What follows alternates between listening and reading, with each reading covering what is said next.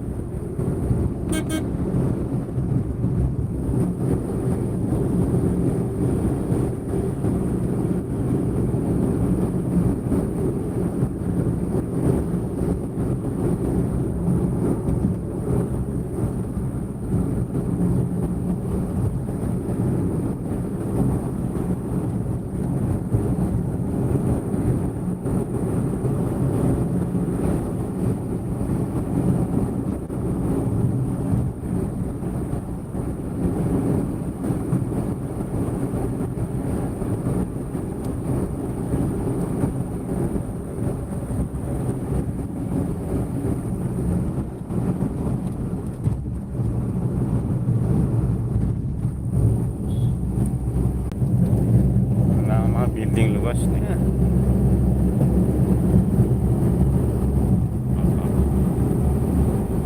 थांफिनबाय नामा ब्र फैफिनबाय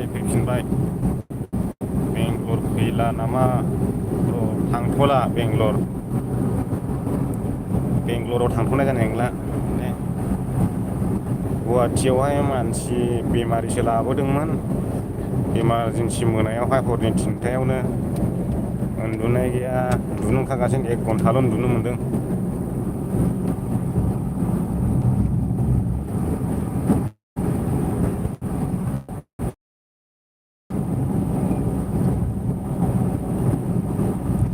उफाय गैया लेंहरबाय थाबायना थांफानो डक्टरजों रायज्लायहैफानो गामिनि हिसाबै फैफानांबाय भिडिअ लानो सानदोंमोन आं ब्लगफोर ओमफ्राय लानायबो जायाखिसै ओरैनो गोदाव सोराव सफा खेबलाबायदों लोगोफोरखौहाय बिसोर नांलायहरनाय जाबाय बोराबनाय जानानै गैया बानायनायानो जायाखिसै इन्टारेस्ट नाङाखिसै बानायनो रां जोंबाय दा बानायनो बायोलै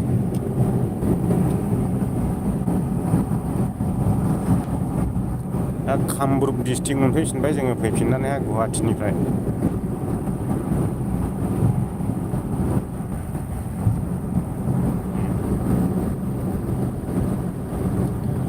एम्बुलेन्स सिङावसो दङ दायो जों एम्बुलेन्स सिंनिफ्रायसो लाइभ होगासिनो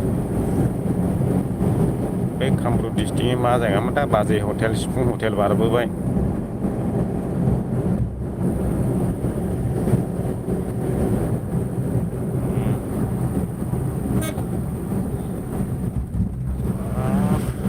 बेबा मा दै जालायखो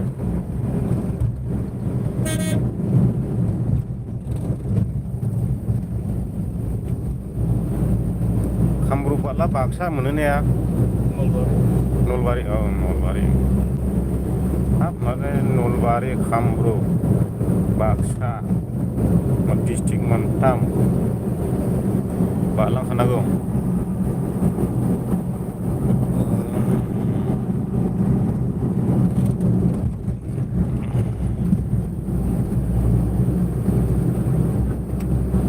गुफुरा बोरै थाहैबावो ओरै खनाजोंसोबाव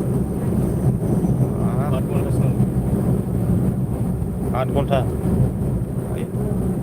गोजानखा नालाय बेबो गुवाहाटिया 4 घन्टासोल' लायो होननाया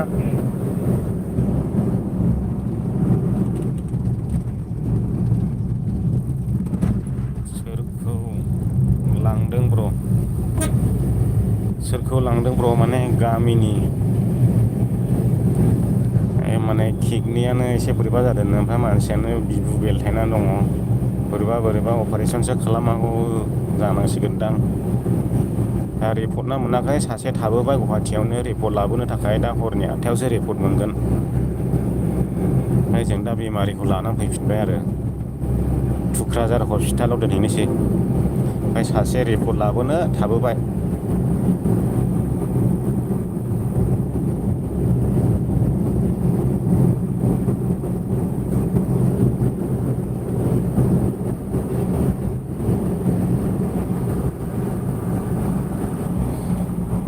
मेगना बुथब बुथब जाजोबलाय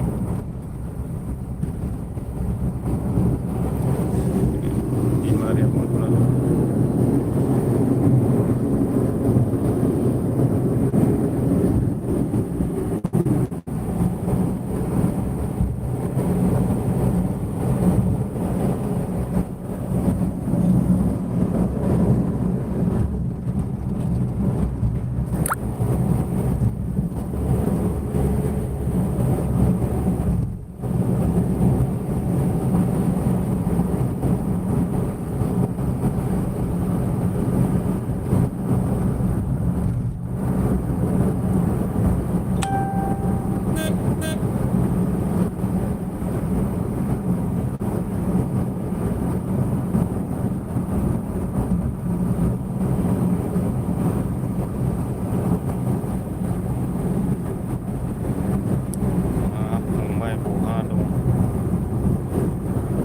आङो गुवाहाटि थाङोमोन बेमारि मानसि लांदोंमोन दिनै हरनि 3थायावनो सिखारनानै हस्पिटालाव फैनानै हस्पिटालनिफ्राय 4थासोआवहाय एम्बुलेन्सजों डाइरेक्ट गुवाहाटि लांनांदों। किडनिखौहाय नायखै नायनानै जोङो गुवाहाटिनिफ्राय फैफिनबाय कामरुप जों मोनफैफिनबाय।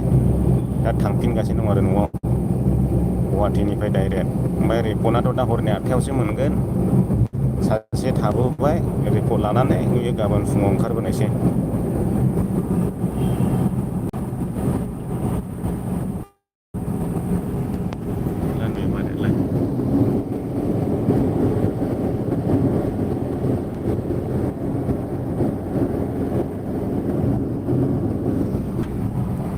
बेमारिया बेनो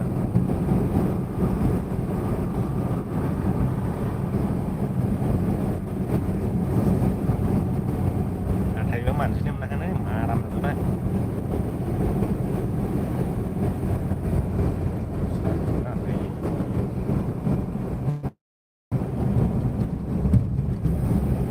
खयथायाव सहैगोनलै जोंलाय 2:30 जाबाय नै।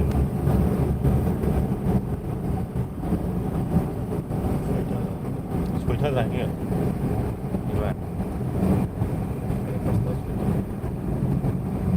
दाबो मोननै डिस्ट्रिक्ट बारबावनांगौ।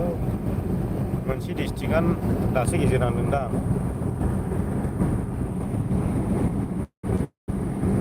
गोजानाखा माराथुब गोजान। लाइक होदो भिडिअफ्राव थाब थाबनो रायजोफोर।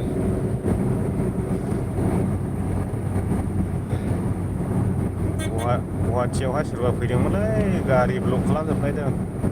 सोरबा मन्त्रि फैखो ना मिनिस्टार फैखो औ थांबाय एयारपर्टजों। जोंबा पाब्लिक गारिला थाथ'नाङासैमोन एम्बुलेन्स गारिखायसो हगार हरबाय जोंखौ ब्लेक ब्लेकनो। माबा खोनासंखायालै नै एम्बुलेन्सनाबो हेव हेव होनांगौलै सालाखौ हगारोना हगारा। ओरैहाय बे जायगायावहाय एम्बुलेन्सखौ साइड होनो नागिरनायलाय मानसिफ्रा गलासो। दहाय फैनायावबो सोरबा साइडना होखायाखैना। जों आरो एम्बुलेन्स गारियावसो दङ। दे फंबाय मोजां जब बिदिनो हेल्प होलायनांगौ फ्रम कुसुगाव। होनांगौ मोजां।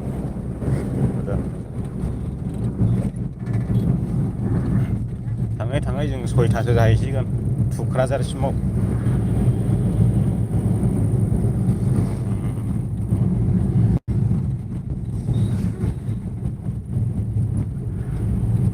दा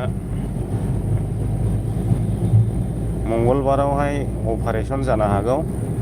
बेमारिनि मुङावहाय आर'ज खालामना होदो बयबो। गाबोन साटारडे, सानडे, मानडे, सानसे साननै सानथाम दंबावो।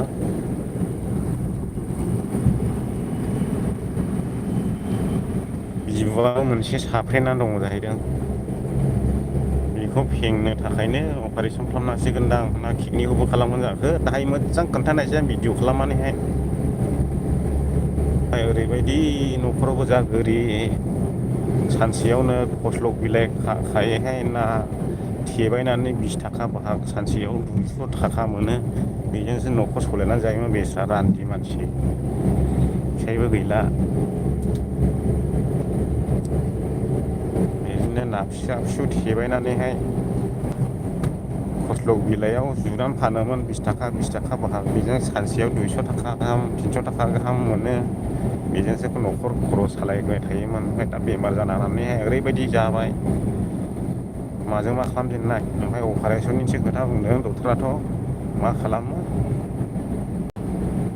एसेसो डनेसननि भिडिअफोर खालामनो सानदोंमोन आं जागोन ना जाया जाखो। सोरबा सोरबा हरलाया लाजिलाय लांसैबो।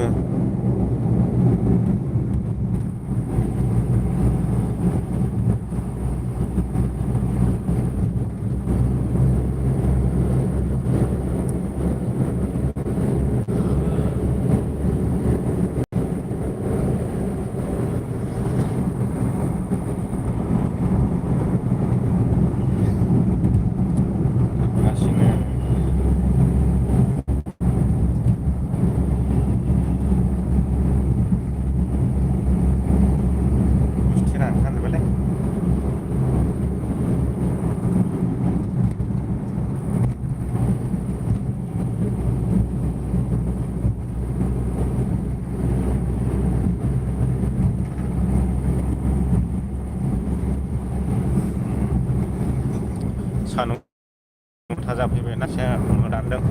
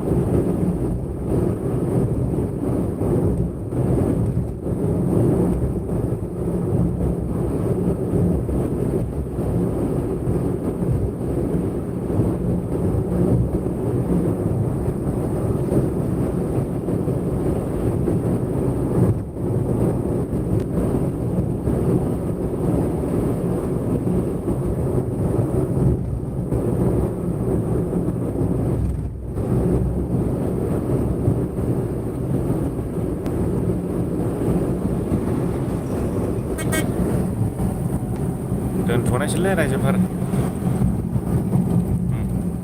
जों थांबाय थानायसै अब्ला 6थासोआवसो सहैनो हागौ बेलासिनि। दोनथ'नायसै बेयावनो। मबाइला बेटारि गैला नै चार्ज होगासिनो आं।